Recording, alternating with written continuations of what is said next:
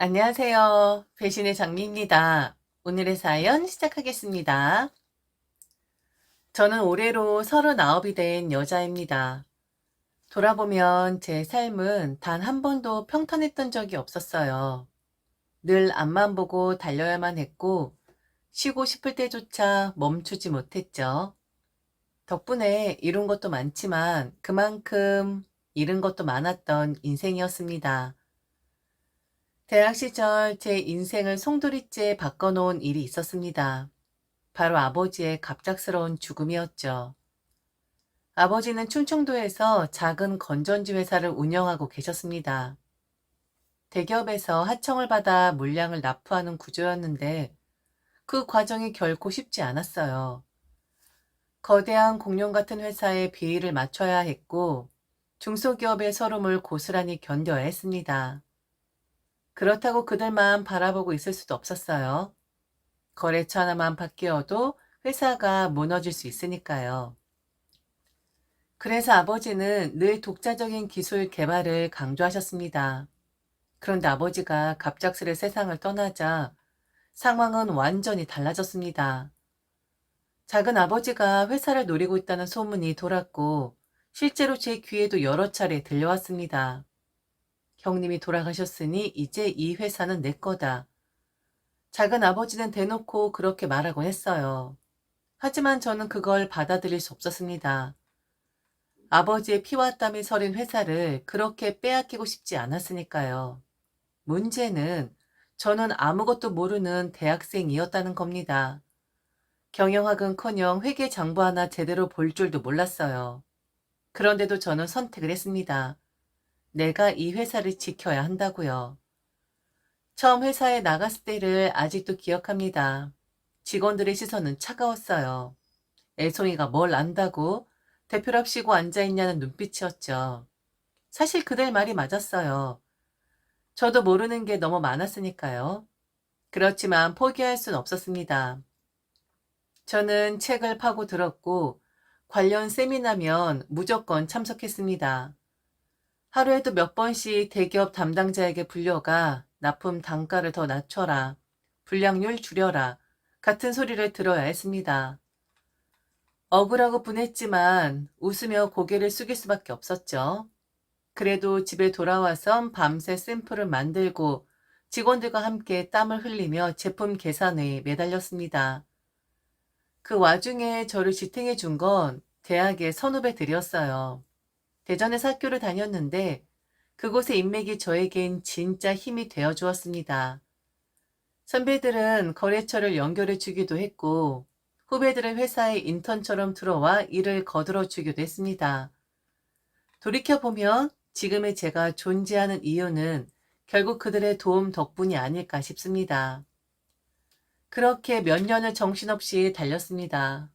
남들은 대학 졸업 후 연애도 하고 여행도 다니고 인생을 즐겼다는데 제겐 그런 시간이 없었습니다.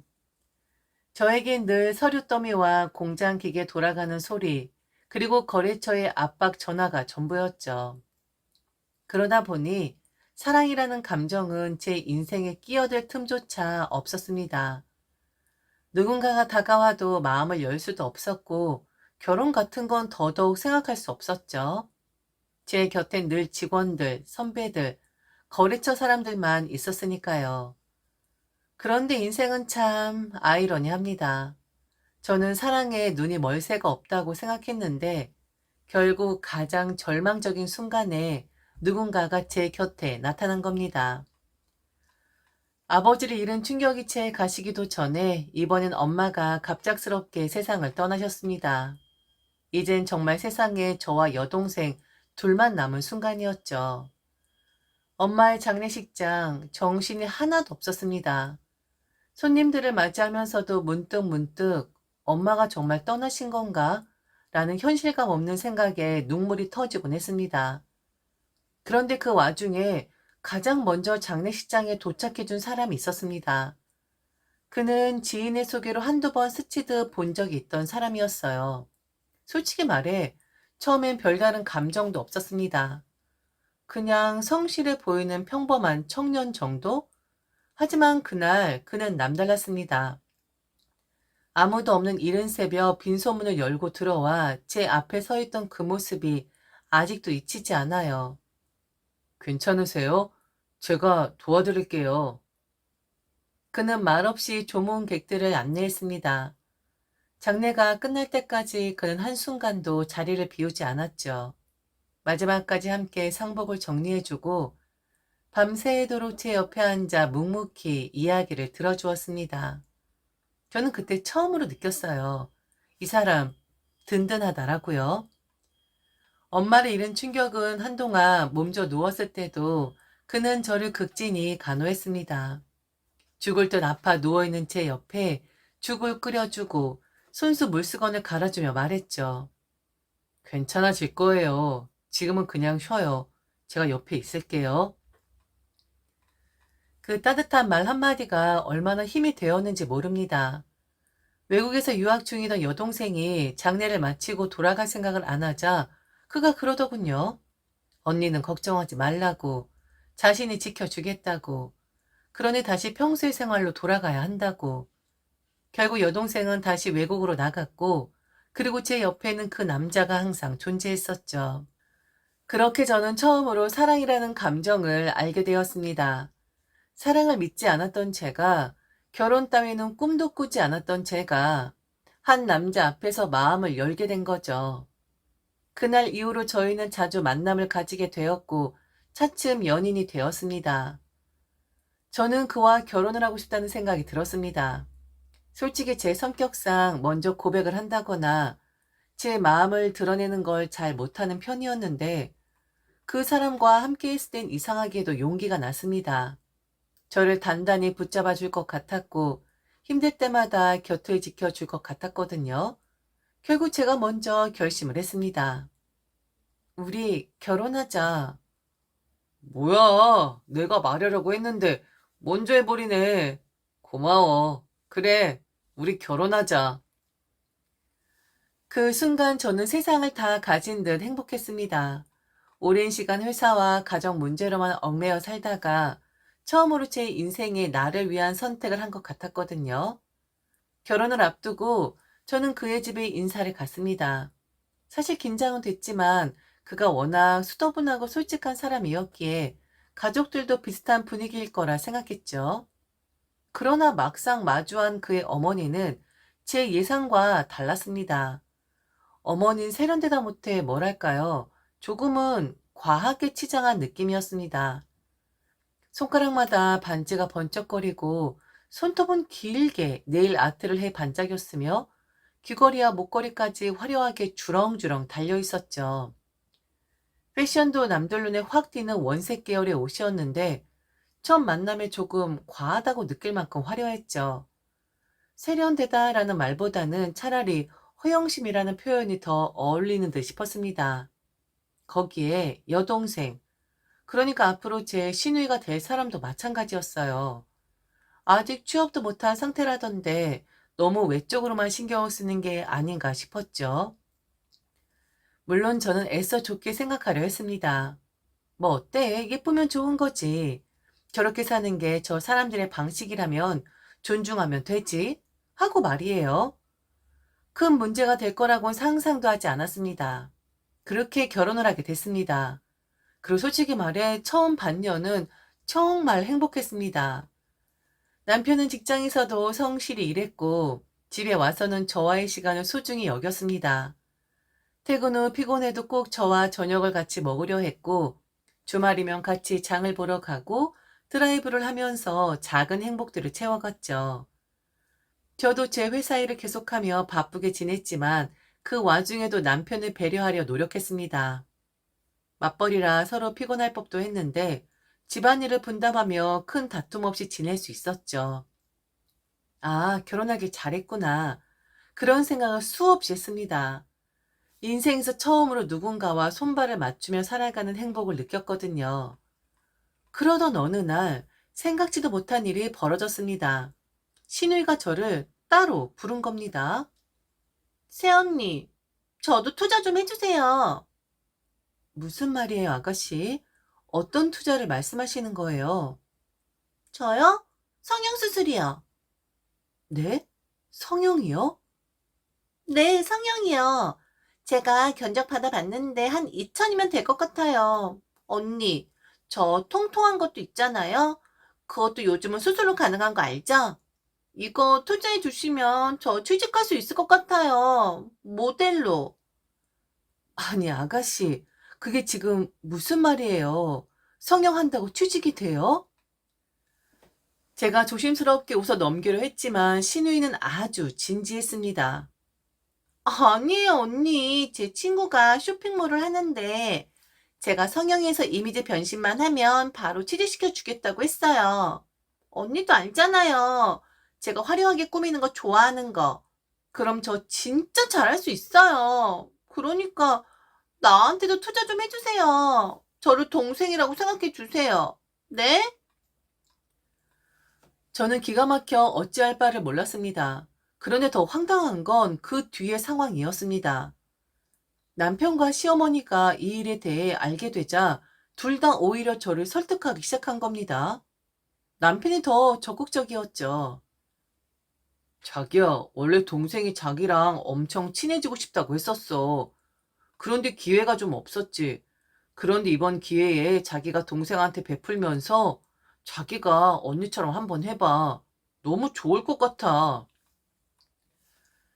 아무리 그래도 2천만 원짜리 성형 투자라니 신우이의 성형을 왜 제가 대줘야 하는지 도무지 이해가 할 수 없었습니다. 하지만 시어머니와 남편이 모두 한 목소리로 저를 압박하니 순간적으로 이 상황을 어떻게 넘겨야 할지 막막해졌죠. 신우이는 옆에서 눈을 반짝이며 기대 가득한 얼굴로 저를 바라보고 있었고 그 눈빛이 왠지 모르게 저를 옭아매는 것 같았습니다. 불길한 예감을 스멀스멀 올려왔지만 결국 저는 신우의 소원을 들어주기로 했습니다. 그게 어떤 파장을 불러올지 그때는 전혀 알지 못한 채 말이죠. 신우의 성형은 상상 이상으로 성공적이었습니다. 원래도 꾸미는 걸 좋아하는 사람이었는데 수술 후엔 외모가 완전히 달라졌죠. 거울 앞에 서서 환하게 웃는 모습은 자신감이 넘쳐 흘렀고 그 모습 그대로 모델로 취업까지 하더군요. 하지만 문제는 그 다음부터였습니다. 예뻐진 만큼 더 화려해지고 싶은 욕망이 폭발한 걸까요? 신우이는 점점 더 진한 화장을 하고 옷차림도 눈이 부실 정도로 화려해졌습니다. 무엇보다 이해할 수 없었던 건 압구정이었습니다. 왜 그렇게 압구정을 자주 가는 건지 그곳이 자기의 무대라도 되는 듯 매일같이 다니더군요. 전 이제 압구정에 어울려요. 언니도 알죠? 제가 거기 가면 사람들이 다 쳐다본다니까요. 그렇게 자랑스럽게 말하는 신우의 얼굴에서 묘한 허영심이 비쳤습니다. 겉으로는 웃으며 맞장구 쳤지만 속으로는 고개를 절레절레 흔들 수밖에 없었죠. 그러던 어느 날이었습니다. 남편이 퇴근 후 진지한 얼굴로 제게 말을 꺼냈습니다. 자기야, 동생 있잖아. 요즘 서울 쪽으로 진출하려고 하더라. 맨날 KTX 타고 다니는데 좀 모양 빠지잖아. 차 한 대만 해주면 안 될까? 뭐라고? 차를 해주자고? 성형도 내가 해줬는데 이젠 차까지? 자기 그렇게 말하지 말고 자기는 투자를 한 거잖아. 그리고 내 동생이잖아. 처지한테 돈이 더 들어가는 거 아니야? 처지한테 들어가는 돈에 비하면 내 동생은 껌값이나 다름없잖아. 안 그래? 또 그 이야기야? 지난번에도 그러더니만 또 내 동생 이야기하면서 이러는 거야? 안 돼. 아가씨 허영심에 언제까지 휘둘려야 하는데 이번엔 절대 안 돼. 자기 처제 유학 자금은 계속 보내주잖아. 내 동생은 그만큼 가져가는 것도 아닌데 적어도 공평하긴 해줘야 하지 않겠어? 그 말에 저는 순간 숨이 막히는 것 같았습니다. 제 여동생은 엄마가 돌아가시기 전부터 계획했던 공부를 이어가고 있었고, 저는 언니로서 당연히 뒷바라지해야 한다고 생각했습니다. 그런데 그걸 신우의 성향과 차 요구와 같은 선상에 두다니? 이건 말이 안 되잖아. 내 동생의 미래와 아가씨의 허영심이 어떻게 같은 거야? 하지만 남편과 시어머니의 끈질긴 설득은 집요했습니다. 결국 저는 한참 고민 끝에 이번이 정말 마지막이라는 조건을 달고 차를 해주었습니다. 차를 갖게 된 시누이는 더 신이 났죠. 압구정을 오가는 횟수는 더욱 잦아졌고 SNS에는 매일같이 럭셔리 카페, 명품 쇼핑 인증샷이 올라왔습니다. 모델로 일을 시작하긴 했지만 그 수입은 모두 옷과 화장품에 쓰이는 듯 했죠. 그래도 차까지 해주고 나니 다행히 더는 요구하는 게 없었습니다. 저는 속으로 이제 진짜 끝났구나 라고 생각하며 마음을 다잡았습니다. 물론 신우의 허영심 가득한 생활이 눈에 거슬리긴 했지만 그건 제 인생이 아니었으니까요. 저 사람 인생이니 그냥 두자. 더는 내 영역에 발을 들이지 않겠지. 그렇게 믿고 싶었습니다. 모든 것이 조금씩 자리를 찾아가나 싶던 시점이었습니다. 그때 제 휴대전화로 다급한 국제전화가 걸려왔죠. 발신자는 제 여동생이었죠. 평소엔 담담한 성격의 아이였는데 이번엔 목소리가 떨리고 있었습니다. 언니, 나 병원에서 큰일 났다고 했어. 간 수치가 너무 높대. 지금 치료 안 하면 위험할 수 있대. 그 순간 제 심장이 철렁 내려앉았습니다. 멀리서 박사 논문 준비를 하느라 잠도 줄이고 끼니도 제대로 챙기지 못한다는 걸 알고 있었지만 이렇게까지 상태가 심각할 줄은 몰랐습니다. 저는 단호하게 말했죠. 그만해. 지금 당장 학업 접어. 네 논문보다 네 생명이 더 중요해. 바로 귀국해. 며칠 뒤 공항에서 마주한 여동생의 모습은 말 그대로 충격이었습니다. 예전엔 뽀얀 얼굴에 눈웃음이 예뻤던 아이였는데 지금은 뺨이 홀쭉하게 들어가 있고 피부는 잿빛이 돌았습니다. 몸도 뼈만 남은 듯 야위어 있었죠. 저는 차마 말을 잇지 못하고 여동생을 꼭 끌어안았습니다. 공항에서 집으로 돌아오는 길, 여동생은 마치 어린아이처럼 제 어깨에 기대 잠들었습니다. 운전한 제 눈가가 자꾸만 젖어왔죠. 여동생은 곧바로 병원에 입원했습니다. 다행히 제때 치료를 받아 위기는 넘겼죠. 며칠 뒤 의사 선생님이 진료실에서 말했습니다. 근 고빈 넘겼습니다. 하지만 절대 무리하면 안 됩니다. 최소 반년은 안정을 취해야 합니다. 저는 그 말을 듣는 순간 다시는 동생을 공부 때문에 망가뜨릴 수 없다고 다짐했습니다.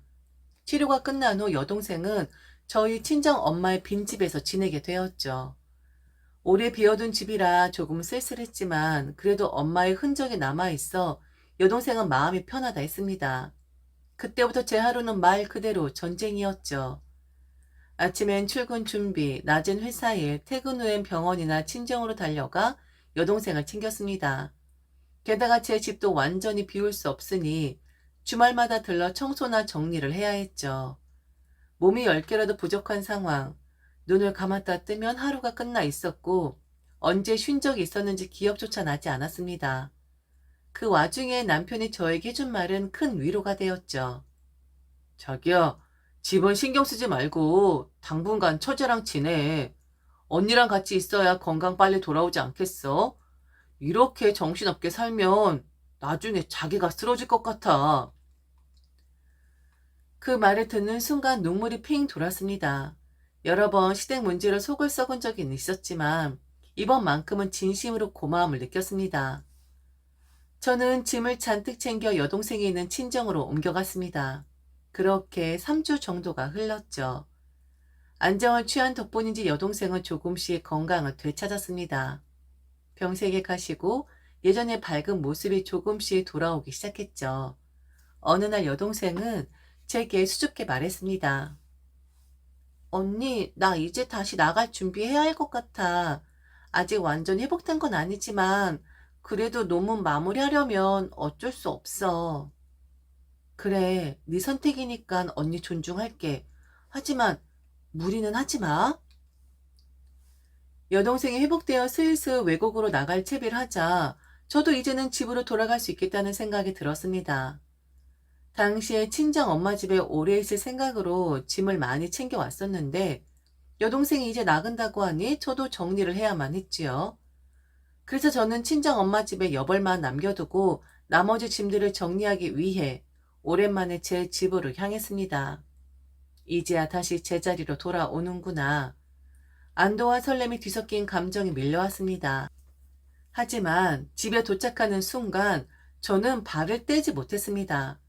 눈앞에 펼쳐진 광경은 그야말로 귀신이 쓰인 듯한 광경이었으니까요. 삐빅. 비밀번호가 일치하지 않는 겁니다. 한 번 더 눌러봤습니다. 삐빅. 또 틀렸습니다. 손끝이 떨리기 시작했습니다. 뭐야, 내가 잘못 누른 건가? 몇 번을 다시 시도했지만 결과는 같았습니다. 순간 등골이 서늘해졌죠. 분명 제가 집주인인데 왜 비밀번호가 바뀐 걸까요? 그때였습니다. 안에서 인기척이 느껴졌습니다. 누군가가 분명히 안에 있었습니다. 문을 두드리며 말했죠. 누구 있어요? 당신이야? 여보! 잠시 후 제 휴대전화가 울렸습니다. 발신자는 신우이였죠. 언니, 왜 이렇게 소란이에요? 이 집, 이제 제가 접수했거든요? 네? 아가씨, 무슨 말이에요? 무슨 말이긴요. 오빠가 그러라고 했어요. 저 여기서 살기로 했어요. 지금 무슨 소리를 하는 거예요? 당장 문 열어요. 이 집은 제 집이에요? 문 열어요. 제 짐이 이미 한가득이에요. 그리고 오빠가 허락했는데 언니가 왜 난리예요? 시끄럽게 하지 말고 오빠한테 전화해 보세요. 저는 곧바로 남편에게 전화를 걸었습니다. 하지만 몇 번을 걸어도 받지 않았죠. 답답한 마음에 문자를 보냈습니다. 나 지금 집 앞이야. 그제야 남편에게 전화가 걸려왔습니다. 왜 왔어? 한 반년은 친정에 있어야 한다고 하지 않았어? 뭐가 필요하면 말하면 되지. 왜 갑자기 나타나? 저는 숨을 고르며 말했죠. 지금 우리 집에 네 동생이 있어. 비밀번호도 바뀌었어. 그거 네가 한 거야? 그거 동생이 바꿨어. 뭐라고? 너 지금 무슨 말을 하는 거야? 자기야, 내가 보니까 돌아가신 장모님 집 괜찮던데? 거기 리모델링해서 우리 살고 지금 집은 동생 주자. 솔직히 30평도 안 되는 집이라 좁긴 하잖아. 장모님 집은 40평대라 넓고 우리 애도 가질 거잖아. 그 집 놀리지 말고 우리 거기서 살자. 어? 자기야. 그 순간 제 눈앞이 새하얘졌습니다. 이게 정말 제정신인가? 내 엄마 집을 리모델링해서 우리가 살고 내가 피땀 흘려 마련한 집은 신우에게 넘기자고? 저는 말도 섞기 싫어 전화를 끊어버렸습니다. 곧장 열쇠 수리공을 불렀죠. 잠시 후 철컥 문이 열리자 눈앞에 펼쳐진 광경은 기가 막혔습니다. 안방은 이미 신우의 옷과 화장품, 가방으로 도배돼 있었고 제 짐은 작은 방 구석에 무더기로 몰려 있었습니다. 저를 본 신우이는 오히려 소리를 질렀습니다. 저는 그 말을 끝까지 듣지도 않았죠. 방 안에 신우의 짐을 하나하나 거실로 집어 던지기 시작했습니다. 화장품이 깨지고 옷들이 바닥에 나뒹굴었습니다. 야! 내 거! 언니! 지금 뭐 하는 거예요? 신우이가 난리를 치며 제 손에서 물건을 낚아채려 했지만 저는 단호했습니다. 손에 들린 화장품을 빼앗아 바닥에 내팽개쳤고 그대로 신발을 신은 채 밟아 버렸습니다. 야, 너 여기 더 있으면 네 물건 하나도 건질 수 없을 거야. 내가 싹 다 밟아버릴 거니까. 얼른 짐 싸서 갈래? 아니면 계속 까불래? 신우이는 결국 질질 짜며 깨진 화장품과 구겨진 옷가지들을 주워 담기 시작했습니다. 잠시 후 남편이 헐레벌떡 집으로 돌아왔죠. 눈앞에 난장판을 보며 저를 노려보더라고요. 당신 이게 뭐하는 짓이야? 이렇게까지 할 필요가 있어? 집도 좁은데 더 큰 집 있잖아. 그거 놀리지 말고 사용하자고 한 게 뭐가 잘못이야? 이 집은 동생 줘도 되잖아. 가족끼리 정말 왜 이래? 이게 정말 미쳤네? 야, 아가리 그만 털고 네 동생 짐 싸는 동안 네 짐도 같이 싸세요. 아가리로 그만 똥 싸시고. 가족? 왜 이걸 네 동생한테 주는데? 그동안 해준 걸로도 상이 안 차니? 이 거지 같은 것들아? 고성과 몸싸움이 오가자 결국 이웃이 경찰에 신고를 했습니다. 잠시 후 도착한 경찰이 상황을 정리하며 저와 남편 신우이를 갈라놓았죠. 결국 그들은 집을 나가게 되었죠. 저는 곧장 변호사를 찾았고 이혼 소송을 준비했습니다. 그동안 쌓였던 사건들을 차근차근 정리해 나갔죠. 신우이의 집 침탈, 남편의 투둔, 그리고 제 삶을 송두리째 짓밟으려 했던 행각들. 증거들을 모으며 서류를 하나하나 넘길 때마다 그동안 참아왔던 분노가 다시금 치밀어 올랐습니다. 소송을 준비하던 중 믿기 힘든 사실이 밝혀졌습니다. 제가 평소 크게 신경 쓰지 않던 여동생 유학 자금을 보내던 그 계좌. 남편은 그 계좌에서 야금야금 돈을 빼내어 시누이와 시어머니에게 지원하고 있었던 겁니다. 작은 금액이라 처음에 눈치채지 못했지만 오랫동안 자동이체처럼 이어진 흔적이 남아있었죠. 수백만 원 단위가 아니라 수천만 원에 달하는 액수가 빠져나갔다는 사실에 손이 부들부들 떨렸습니다. 이제 보니 남편이란 사람은 배우자가 아니라 도둑놈이었구나. 소송을 제기하자 남편은 결국 제 앞에 무릎을 꿇었습니다. 바닥에 머리를 박으며 울먹이는 목소리가 들려왔죠. 미안해. 내가 주제넘게 굴었어. 나 같은 놈이 자기를 만나니까 갑자기 뭐라도 된 줄 알았던 거야. 당신이 다 들어주니까 나도 모르게 그게 당연한 줄 알았어. 제발 한 번만 용서해줘. 저는 그 모습을 한참 바라보다가 차갑게 말했습니다. 적당히를 몰라 적당히를 집을 달라 해? 집 문을 걸어 잠가? 감히 집주인이 따로 있는데? 그리고 너는 남편이 아니라 도둑놈이었어. 나 몰래 니네 식구한테 돈 빼돌렸잖아? 그 무릎이 다 까져도 너란 놈은 용서 못해. 그러니 그냥 일어나렴. 무릎 좀 꿇었다고 풀릴 일 아니니까. 남편은 눈물을 흘리고 고개를 떨궜지만 제 마음은 단단히 굳어 있었습니다. 법정에서 모든 게 밝혀졌죠. 남편의 유책 사유가 명백했고 시누이와 시어머니에게 흘러간 돈의 내역까지 모두 확인되었습니다. 재판부는 결국 제 손을 들어주었고 저는 위자료를 받고 깨끗하게 이혼했습니다. 판결문이 내려오는 순간 그동안 저를 짓누르던 사슬이 끊어지는 듯한 해방감을 느꼈습니다. 이혼이 확정된 뒤 얼마 지나지 않아 지인에게서 충격적인 소식을 들었습니다. 전 남편이 다니던 회사에서 횡령을 했다 하더군요. 심지어 당시에는 수배 중이었죠. 저는 그 말을 들으며 씁쓸하게 웃었습니다.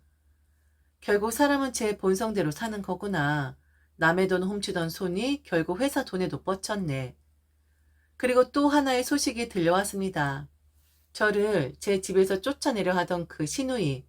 그녀가 임신을 했다는 소식이었습니다. 하지만 상대 남자는 변변치 않은 사람이었죠. 나이트클럽에서 일하는 남자였고 사실상 사기꾼이나 다름없는 인물이라더군요. 주변에선 벌써 저거 사기당한 거다라는 말이 돌고 있답니다. 화려한 외모와 허영심으로 세상을 살 수 있다고 믿었던 시누이. 하지만 결국 그녀가 선택한 건 더 큰 나락이었습니다. 그 모든 소식을 전해준 지인은 제 앞에서 연신 고개를 숙이며 말했죠. 내가 소개를 해서 이렇게 된 것 같아. 미안해. 정말 미안하다. 저는 고개를 저었습니다. 그게 왜 너 잘못이야? 나쁜 짓을 한 사람들의 잘못이지. 소개해준 게 죄가 될 순 없지. 그 모든 사건이 지나간 지금 저는 이제야 진짜 홀로서기를 하고 있다는 걸 느낍니다. 이혼 확정 후 저는 다시 회사에 전념하기 시작했습니다. 직원들과 함께 새로운 프로젝트를 준비하고 더 큰 거래처를 뚫기 위해 발로 뛰었습니다. 그리고 멀지 않은 미래에 한국으로 완전히 돌아올 여동생을 기다리고 있지요. 이제는 서로 의지하며 서로의 인생을 지켜주며 살기로 했습니다. 저는 매일 다짐합니다. 남에게 피해 끼치지 않고 최선을 다하며 살자. 내 인생은 내 힘으로 지켜내자고. 지금까지 들어줘서 진심으로 감사합니다. 이상 대신의 장미였습니다.